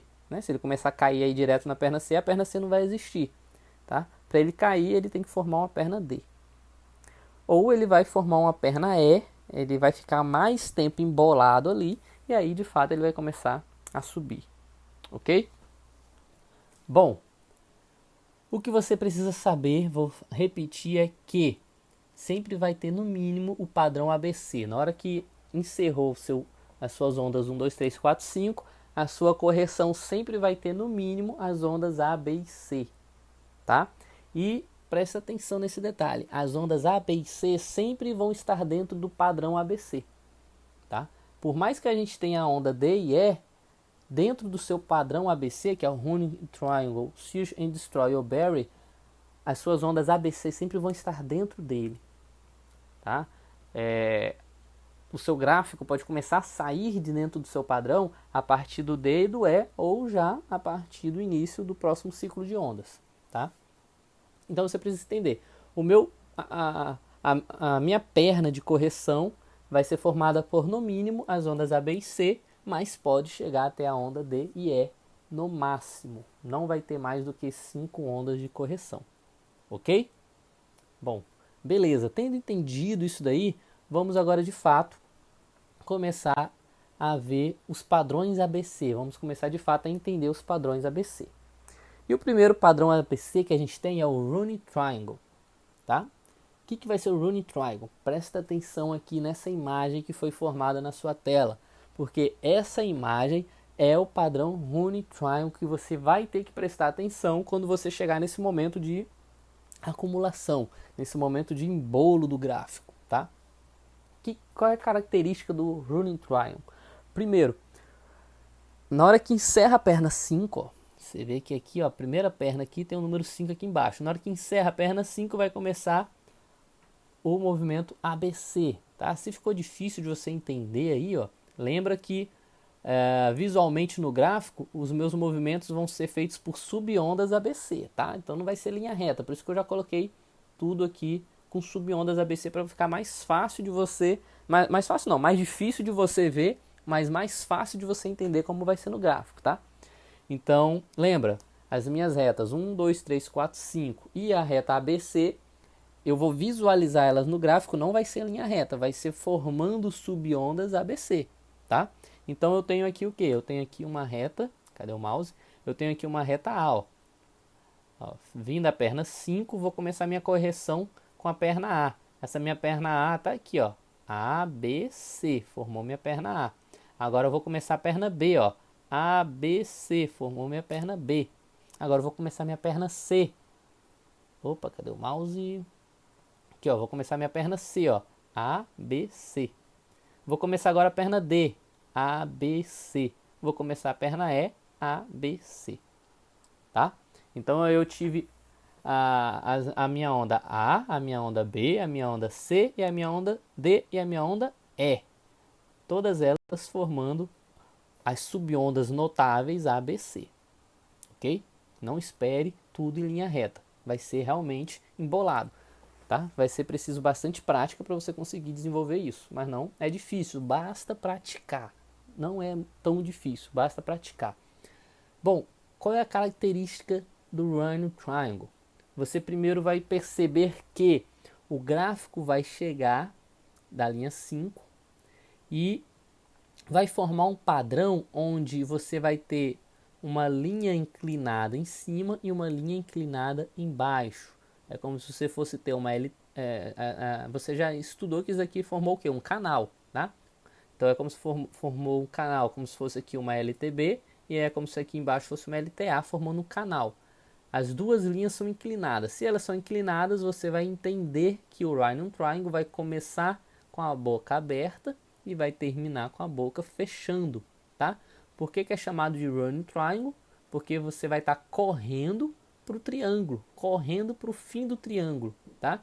Se eu fosse fechar isso daí, ó, deixa eu pegar aqui um ponteiro, ó. Se eu fosse pegar aqui e fechar uma linha aqui, ó, você vai ver que isso daí formou a aparência de um triângulo, ó, certo? É como se ele estivesse formando a aparência de um triângulo. E aí o que está acontecendo? Você está correndo aqui da base do triângulo para a ponta dele, running triangle, correndo no triângulo, tá? Então, o padrão running triangle você vai começar com a boca da sua marcação aberta e vai terminar com ela fechada. Muita atenção! Esse padrão não vai acontecer de lado assim não, tá? Eu coloquei de lado para ficar mais fácil de você entender. Mas esse padrão pode acontecer, por exemplo... Cadê o mouse? Esse padrão pode acontecer, por exemplo, inclinado um pouquinho para o alto. Ó. Por exemplo, assim. Deixa eu ver aqui, eu sou ruim de desenho. Ele pode acontecer mais ou menos assim, ó. Essas duas linhas que eu coloquei é a mesma cor dessa daqui, ó. Então é como se aqui fosse minha correção, ó. Vai acontecer aqui dentro, ó. Certo? E ele está inclinado para o alto. Ou ele pode acontecer também inclinado para baixo, tá? Onde o meu gráfico vai vir, ó, e vai fazer essa correção toda aqui dentro inclinada para baixo, tá? Aqui eu deixei ele lateralizado para ficar mais fácil de você visualizar. Mas na hora do gráfico, as suas ondas ABC ou ABCDE, elas podem acontecer tanto lateralizada, igual está aí na tela, como esse padrão inclinado um pouco para o alto ou inclinado um pouco para baixo, tá bom? E aí o que vai acontecer? Se as minhas ondas vieram 1, 2, 3, 4, 5 e chegaram aí na minha correção ABC formando um running triangle, o que vai acontecer? O meu gráfico vai subir ou o meu gráfico vai cair? E aí vem um grande pulo do gato. Você precisa ver qual foi a direção que a sua perna 5 chegou no seu running triangle. Porque se ela chegou numa tendência de alta, a probabilidade é que geralmente, lembra desse termo geralmente, geralmente quer dizer que a probabilidade da maioria das vezes é que ele continue a tendência, tá? Então, ó, geralmente o padrão running triangle retorna o movimento da tendência. Então, se a sua perna 5 veio de baixo para cima, lembra que a perna 5 é uma perna projetiva, uma perna impulsiva. Então, ela diz qual é o movimento da tendência. Então, se essa perna 5 está vindo de baixo para cima, quer dizer que você está numa tendência de alta. Então, se você entrou no running triangle com a perna 5 numa tendência de alta, você vai fazer o movimento dentro do running triangle e a probabilidade é que, depois disso, o seu gráfico crie um novo ciclo para cima, continuando a tendência. Depois dessa perna L, ele vai começar a criar aqui a perna 1, 2, 3, 4, 5 para cima, tá? Se a sua perna 5 tivesse vindo, deixa eu riscar aqui. Se a sua perna 5 tivesse vindo aqui, ó, de cima para baixo, quer dizer o quê? Que o seu gráfico ia estar numa tendência de queda. Então o seu gráfico ia fazer uma movimentação ABC ou ABCDE aqui dentro e depois ele ia sair para baixo, tá? Então esse padrão running triangle, ele vai retornar o movimento da tendência. Se a minha perna 5 veio de baixo para cima, eu estou numa tendência de alta. Então, no final do meu running triangle, eu vou continuar a tendência para cima. Se a minha perna 5 veio de cima para baixo, eu estou numa tendência de baixa. Então, no fim do meu running triangle, eu vou continuar essa tendência para baixo. Certo? Decora aí a aparência do running triangle. Boca aberta no início, boca fechada no final. E vamos para o próximo padrão ABC, que vai ser o Search and Destroy. Aqui eu coloquei uma animação só para você entender as retas que eu fiz até riscando aqui, né? Eu fiz uma animação para você entender as retas se você não tivesse conseguindo visualizar, né? Porque como eu dividi elas aqui no padrão ABC, ó, a reta A fez ABC. Então se você não tivesse conseguindo identificar isso, eu ia mostrar agora para você. E tinha esquecido disso. Então aí, ó, reta A foi aí, reta B foi aqui, reta C foi aí, reta D e a reta E, ok? Bom, próximo padrão que a gente tem é o padrão Search and Destroy. Esse padrão creio que seja fácil para você, porque a gente já estudou ele na aula de Traps. Lembra quando a gente falou de Traps? Traps tinha o Search and Destroy Day. Então o que é o Search and Destroy Day, que eu expliquei lá na aula de Traps? É semelhante àquela bússolazinha de GPS, né? Onde fica um pontozinho onde mostra você, e aí mostra aquele ângulo de GPS que, como começa de você, começa um triângulo fechadinho, né? Como se você estivesse na ponta do triângulo. E aquilo ali vai abrindo, né? Igual quando você está procurando o inimigo. Você colocou um GPS no carro do inimigo e você está indo em outro carro procurando o carro do seu inimigo. Então, lá no GPS vai mostrar o ponto onde está o seu carro e vai mostrar um sinal fazendo um V, fazendo um triângulo aberto, que vai ser o seu GPS. Por isso o nome Search and Destroy Day. A gente já viu na aula de Traps. Como é que vai ser esse padrão ABC? Ele vai fazer também um triângulo, tá? Então eu vou ter aqui, ó, uma linha inclinada em cima e uma linha inclinada embaixo. Sendo que ele vai começar com a boca fechada e vai terminar com a boca aberta. Vai ser o inverso do Running Triangle, tá? Bem fácil de entender. Running Triangle vai começar com a boca do triângulo aberta e vai terminar com ela mais fechada. Search and Destroy vai começar com a boca do triângulo bem fechadinha e vai terminar com ela aberta, tá? Semelhante aqui ao GPS, tá? Ao radarzinho. Você está bem aqui e aí tudo que está aqui dentro é a sua visão no seu radar. Bom, então o que acontece aqui? Você vai vir com a onda 5 e a onda 5 ela não vai começar tão espalhada como começou lá no Running Triangle. No Running Triangle, quando vem a onda 5, o ABC ele é mais espalhado. Aqui não, o ABC aqui vai ser mais modesto, por isso que o triângulo vai ter a boca menor, mas depois ele vai se espalhando, por isso que a boca do triângulo vai aumentando, tá? Então, o que a gente tem aqui? Ó? A gente tem a perna 5, chegou aqui, começou a cair. Se começou a cair, a minha perna 5 acabou e começou a minha perna da minha correção. Aqui é a minha perna A. Cadê o mouse? Aqui é a minha perna A, né? Lembrando que formando subondas ABC, então ó, ABC. Aqui é a minha perna B, formando aqui ó, ABC. Aqui é a minha perna C, formando aqui ABC. Aqui é a minha perna D, formando aqui o ABC. E por fim eu tenho a minha perna E, formando aqui um ABC. Ok? Grave este padrão ABC, Search and Destroy, para quando você localizar ele no gráfico, você já saber como proceder. Beleza, professor? E o que vai acontecer? Se o meu gráfico chegar nesse padrão ABC, o que vai acontecer? Bom, você observa aqui que a perna 5 está vindo da onde? De baixo para cima. Se a minha perna 5 está vindo de baixo para cima, você já sabe que isso é uma tendência de alta, né? Porque a minha perna 5 é uma perna projetiva, impulsiva. Então, como é que a gente faz a leitura do Search and Destroy? Eu vou olhar minha perna 5, que é a perna de entrada, e ela vai fazer igual o Running Triangle. Se a minha perna 5 chegou numa tendência de alta, o meu Running Triangle no fim da perna C ou no fim da perna E vai devolver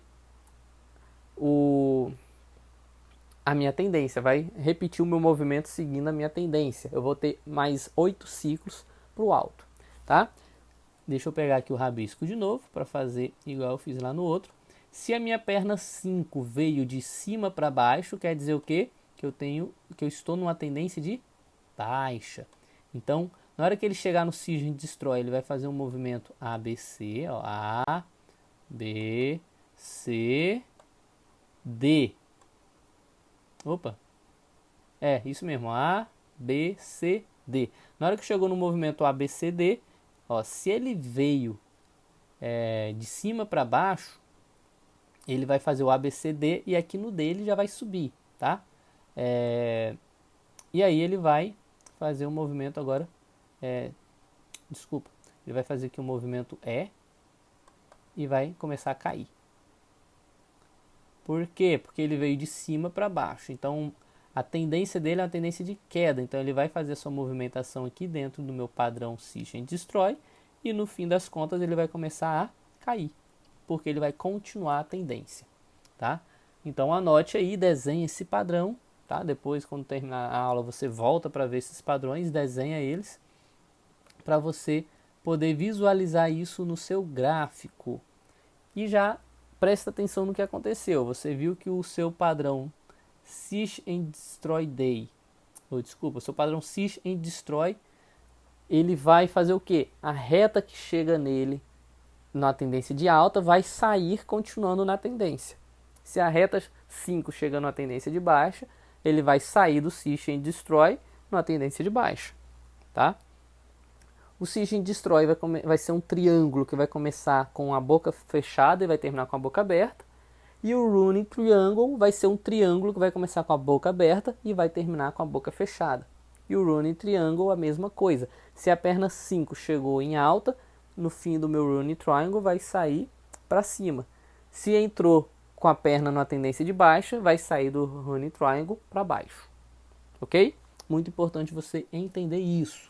Vamos agora para o último padrão ABC, que é dividido em 3 subpadrões, que é o padrão Barrier. Então, o meu padrão Barrier, ele é formado pelo Upper Flat, que é esse primeiro exemplo que você já vê na sua tela. O que é o Upper Flat? O Upper vem de em cima, tá? Flat vem de reta, né? Vem de padrão. Então, em cima dele eu vou ter uma resistência, tá? Que é o que você pode ver aqui nessa linha de cima. Então, eu vou ter uma linha que vai representar a minha resistência e vou ter a outra linha que vai representar aí uma LTA, ok? Upper Flat, eu vou ter uma linha reta que vai representar a minha resistência e vou ter uma outra linha inclinada que vai representar a minha LTA. Lembrando, gente, essa linha vermelha não aparece no gráfico, isso daí é sua análise, é você que vai marcar isso no gráfico, você que vai ver isso, tá? Então, Upper Flat, eu vou ter uma resistência e uma LTA. Então, o que vai acontecer? Se eu tenho um Upper Flat, o meu gráfico vai sair para cima. Na hora que terminar o meu Upper Flat, a probabilidade é que geralmente o meu gráfico vá para cima, tá? Então eu tenho aqui minha perna 5, a minha perna 5 está vindo de baixo para cima, então eu estou na tendência de alta. Se eu entrei no Upper Flat, eu vou sair para cima. Mas, se a minha perna 5 veio de cima para baixo, quer dizer que eu estou numa tendência de baixa. Se eu estou numa tendência de baixa e eu entrei no Upper Flat, bye bye tendência de baixa, você vai reverter, você vai começar a subir, ok? Muito importante isso, o Upper Flat não importa como que a perna 5 chegou, se a perna 5 chegou na tendência de alta ou se a perna 5 chegou na tendência de baixa, não importa. O Upper Flat é um padrão ABC de alta, de jogar para um ciclo de alta, ok? Então lembrando, o Upper Flat vai ter uma resistência e eu vou ter uma LTA embaixo. Formou esse padrão, vai sair para cima. Deixa eu apagar o meu rabisco, cadê o meu mouse? E vamos ver agora o Bottom Flat. Bottom vem de baixo, tá? A parte baixa. Flat, padrão, né? Flat vem de padrão, de reto. Então, Bottom Flat quer dizer que vai ser o inverso do Upper Flat. No Bottom Flat eu vou ter um suporte embaixo e vou ter uma linha de tendência de baixa em cima. Então eu vou ter uma linha que não vai ser inclinada, que vai ser o meu suporte, e vou ter uma linha inclinada que vai ser a minha linha de tendência de baixa. E o Bottom Flat, se acontecer ele no meu padrão ABC, na minha correção ABC, o meu gráfico vai cair. Não importa se a minha perna 5 está em alta ou se está em baixa. Olha aqui no exemplo, a minha perna 5 está vindo de baixo para cima. Se ela está vindo de baixo para cima, eu estou numa tendência de alta. Vim numa tendência de alta, fiz o ABC num bottom flat, ou seja, tive um suporte embaixo e uma linha de tendência de baixa em cima. O que vai acontecer? Tchau, tchau, tendência de alta. Vamos iniciar agora uma tendência de baixa. Tá? Muito importante você localizar Upper Flat e Bottom Flat. Tá? Se minha perna 5 tivesse vindo de cima para baixo, quer dizer o quê? Que eu estava vindo de uma tendência de baixa. Então, se eu estou no Bottom Flat, vai continuar caindo. Ok? Então anota aí, upper flat eu vou ter um suporte e uma LTA. E no upper flat o gráfico vai subir, não importa como ele chegou no upper flat. Bottom flat eu vou ter uma LTB e um suporte. E o gráfico vai cair, não importa como a perna 5 chegou no bottom flat. Ok? E o último padrão ABC que eu tenho aí no meu barrier é o standard. O standard é o que? Vai ser um momento em que a minha correção vai ser lateralizada. Então eu vou ter um suporte embaixo e uma resistência em cima. Nenhuma delas vão ser inclinadas. Elas vão ser lateralizadas, tá? Lembre, eu digo que elas não vão ser inclinadas, mas elas podem ter uma inclinação tanto para baixo como para cima, tá? Mas essa inclinação tem que ser junta, tem que formar um canal. Deixa eu riscar aqui para você entender. Lembra que eu posso ter canais lateralizados, canais de alta e canais de baixo. Então aqui, ó, eu posso ter um standard desse jeito aqui também, ó. As duas inclinadas no mesmo sentido, ou as duas inclinadas aqui para baixo no mesmo sentido, tá? Até agora a gente viu que o running triangle é assim, ó, as duas inclinadas em sentidos diferentes. Seek and destroy, as duas inclinadas em sentidos diferentes. Upper flat, só uma inclinada. Bottom flat, só uma inclinada. E aqui as duas tem que ser iguais, ou as duas retas iguais, que é o padrão que está aqui, ó, ou as duas inclinadas no mesmo sentido, ok? Então, se eu tiver as duas retas iguais ou as duas inclinadas no mesmo sentido, é o padrão standard. Então, o que acontece no padrão standard? No padrão standard, deixa eu apagar aqui.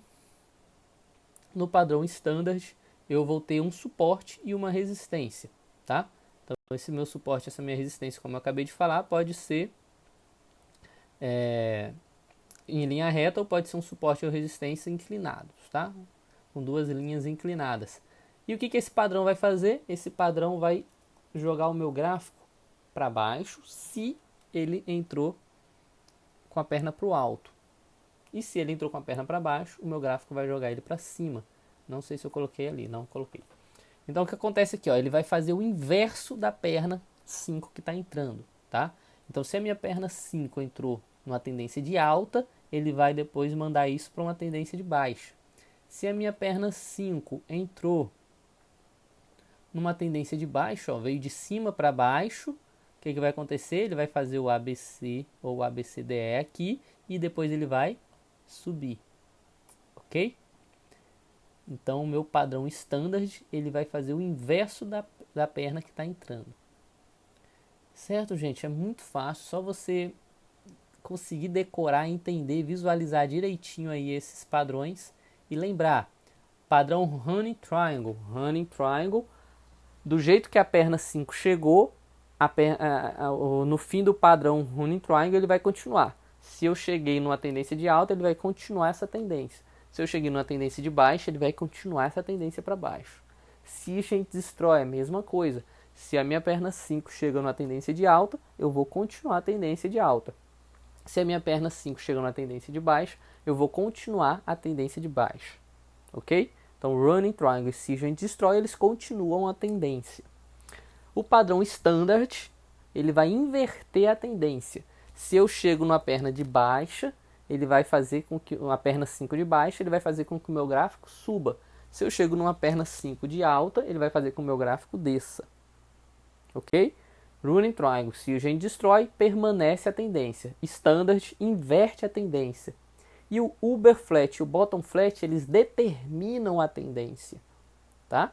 Então anota isso, running triangle, siege and destroy, permanece a tendência. Standard inverte a tendência.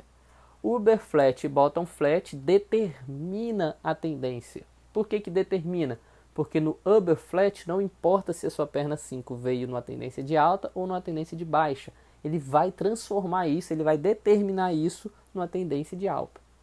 Bottom flat, não importa se a perna 5 veio numa tendência de alta ou se a perna 5 veio na tendência de baixa. Ele vai determinar que isso agora vai ser uma tendência de baixa. Ok? Muito importante você entender o padrão ABC. Porque na hora que encerrar o seu ciclo de ondas, você vai ver, opa, o que vai acontecer agora? Principalmente se você opera swing trade ou position trade. Tá? Imagine aí você está operando um gráfico onde um ciclo desse dura um mês. Um exemplo, tá? Um ciclo de 8 ondas dura um mês. Então se você chega nesse momento ABC e você consegue fazer essa leitura, e você consegue ver, poxa, está no upper flat, vai subir. Tá? Então se está no upper flat, vai subir, fez um padrão de reversão de candle de alta. Oh, legal, tá tocando aqui na LTA, rompeu a resistência, poxa, vai continuar subindo. Eu tenho vários N pontos de análise que mostram que vai subir. Rompeu a minha resistência, tá seguindo, acompanhando a minha LTA, fez um padrão de candle de reversão de alta e tal o padrão ABC upper flat. Então o que eu vou fazer? Vou entrar posicionado para subir. Tá? Se eu opero longo prazo, eu consigo fazer uma entrada onde eu possa fechar ela depois de semanas, depois de meses, lá em cima. É como se eu estou entrando no início da onda 1. Lembra que eu falei na teoria de Dow que os traders mais profissionais, eles entram o quê? No período de acumulação. Qual é o período de acumulação? É esse que a gente está vendo, é o período ABC, tá? Então o trader que consegue sacar isso, ele consegue entrar aí no início de uma perna 1, tá? Se a gente voltar aqui no gráfico, ó, mostrar aqui para você, ó. Cadê? Aqui, ó, se a gente voltar lá no gráfico completo, ó, poxa, se eu entrei bem aqui, ó, no início da perna 1, ó, onde o mouse está rodando aqui, cara, vamos supor que isso daqui é um mês. Olha só, se eu conseguir fechar isso lá na perna 5, olha onde eu vou fechar, olha a altura. Isso daqui pode gerar vários porcentos, tá? Eu posso ter dado a entrada aqui na perna 1. Quando a gente opera day trade, a gente vê operações ali, o gráfico se movimentando em minutos, tá? E aquela distância ali não é tão grande, mas se eu pegar um gráfico onde eu dou a entrada aqui e ele subiu lá em cima depois de 3 semanas, se eu jogar isso para M1, eu não consigo nem ver onde é que eu entrei, porque vai ficar muito distante, tá? Então é como se eu desse uma entrada aqui e depois de 3 semanas essa minha entrada já estava 300, 400, 500, 600, 700% acima. É como se eu tivesse entrado com R$ 100 e já estava lucrando 700. Tá? Então é muito importante você conseguir fazer uma leitura de Elliott no momento de acumulação. Para quem opera, claro, swing e position trade. Tá? No caso do day trade é importante também para eu evitar entradas erradas. Bom, tendo entendido aí os padrões, deixa eu apagar esse rabisco que eu estou vendo agora que ainda está aí. E vamos agora entender as regras de Elliott, ok? Bom, eu entendi que uma tendência é formada por 8 ondas. 1, 2, 3, 4, 5, ABC. Mas essas ondas são formadas de qualquer jeito? Não, elas não são formadas de qualquer jeito. E você tem que saber as regras para você achar o padrão de Elliott da forma correta e também para facilitar você a achar o padrão de Elliott no gráfico, tá? Quais são as regras de Elliott? Dica de ouro para você. Dificilmente você vai estar achando esses conteúdos fáceis por aí, porque como eu falei, a maioria desse pessoal só quer cozinhar linguiça para você seguir ele e assinar o canal dele, ativar o sininho para ficar legal. É assim que eles falam, né? Bom, quais são as regras de Elliott? Primeira regra de Elliott: a onda 2 não pode romper o início da onda 1, tá? Deixa eu fazer um desenho aqui para você ver. A gente vai ver isso no gráfico, mas eu vou desenhando para você entendendo, tá? Eu tenho aqui uma onda 1, minha onda 1 acabou e começou a retração, ou seja, começou a onda 2. O que a regra de Elliott diz? Diz que a onda 2 não pode romper o início da onda 1, ou seja, a minha onda 2 não pode cair a ponto de romper, ó, a ponto de romper aqui, ó, o início da minha onda 1. Se rompeu, não está formando um padrão de Elliott, já desobedeceu a primeira regra, tá? Então a minha onda 2, deixa eu apagar tudo para ficar mais fácil. A minha onda 2 não pode romper o início da minha onda 1, ou seja, a minha onda 2 tem que cair a um certo nível que não rompa o início da minha onda 1. O início é aqui, ó, onde eu fiz essa bolinha, tá? Segunda regra de Elliott: a onda 3 geralmente é a maior. A onda 3 geralmente é maior. Por que eu deixei grifado essas coisas? Porque você tem que saber é, você tem que saber esses termos aí que você não pode fazer, pode ser, eu acho, não, tem que seguir esses termos, tá? Por exemplo, a onda 2 não pode romper o início da onda um. Então, se a onda 2 rompeu aqui, já era, não é um padrão de Elliott ali, não um padrão 1, 2, 3, 4, 5, ali pode ser um ABC, tá? Ou ali não é a onda 2, ali pode ser uma outra onda, tá? É, deixa eu tentar, deixa eu voltar aqui. Ok? Então você já sabe que o não é totalidade, não pode, ponto final. Segunda regra de Elliott, a onda 3 geralmente é a maior. Geralmente quer dizer o quê? Que na maioria das vezes a onda 3 vai ser maior.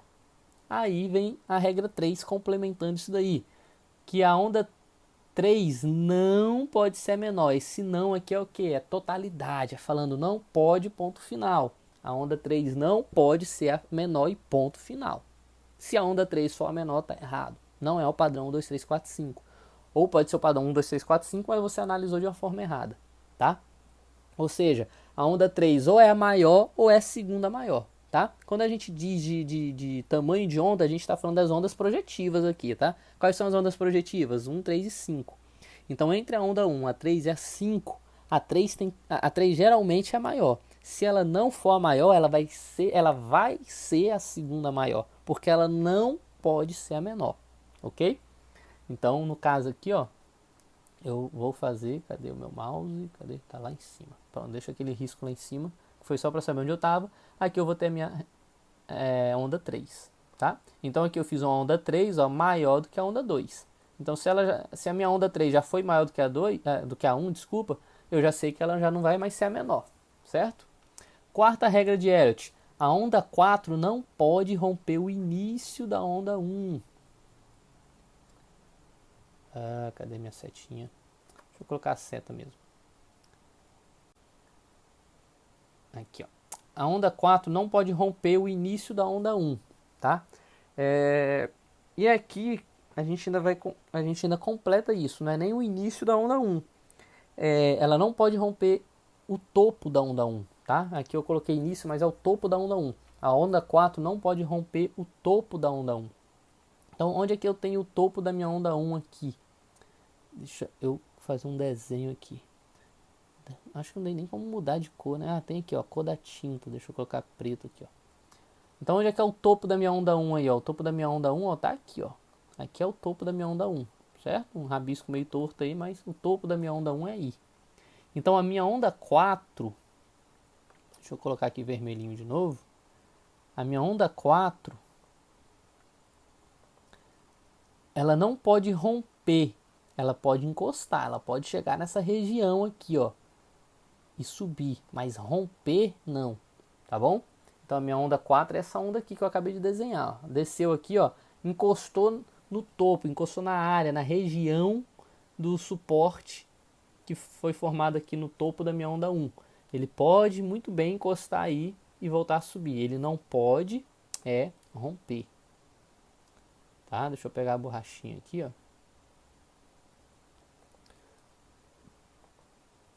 Apagou, foi tudo, vamos lá. Ele não pode romper, ó. Ele não poderia, a minha onda 4 não poderia descer rompendo, tá? Porque aí teria algo aí errado na minha análise, ok?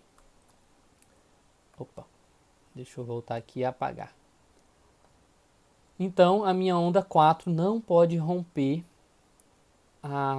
o topo da minha onda 1.